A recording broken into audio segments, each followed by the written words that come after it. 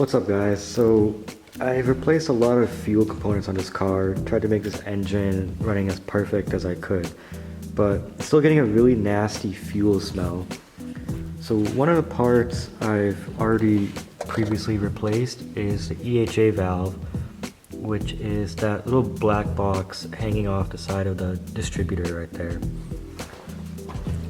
The old one was leaking a huge amount, like literally dripping gas right on top of a hot engine.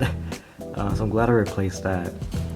But then a couple other things to watch out fuel wise are like the injectors, your distributor. One thing I saw online that a lot of people replaced is the fuel regulator, which is that component right there.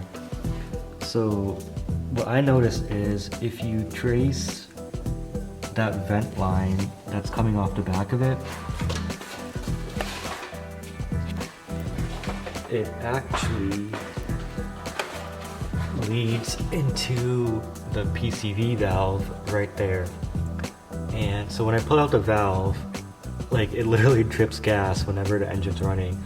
Even just by putting the key into the on position to prime the fuel pumps, like it squirts out fuel. So fuel, it's literally dripping back down into my valve cover and then down into the crankcase, and then the rest gets sucked into the intake, whatever vapors there are. But yeah, that is why the car really smells like fuel really bad right now. So we need to get the regulator replaced. Alright, so I got the old regulator out, and you can see it compared to the new one right there.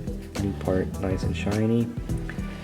I had to take off a bunch of the connections in order to get access to all the bolts, but basically all you need is a 17mm to get your two large nuts off, and then a 13mm for the smaller one, and then a 10 and an 8mm for some of the brackets.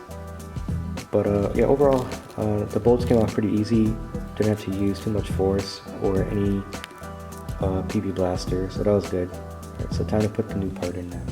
Alright, so I reconnected the battery, got the new regulator in, hooked up all the lines, and then before you want to start the engine, you want to use some type of jumper. I have this simple coat hanger that I use. Basically, I jump the pin 7 and 8 on the fuel relay, which is tucked away somewhere back there. But basically, when you jump pin 7 and 8, you prime the pump, and that way you can check for any leaks in case you gotta retighten any lines. Yeah, it's just a good practice. And then also, by priming the pumps, that way when you first turn the car on, you won't have too much cranking time because you lost a lot of pressure. And you know, the lines disconnected. But yeah, let's go grab the keys and see the final result. Alright, engine's running. Got no leaks. I think that's the best way job well done.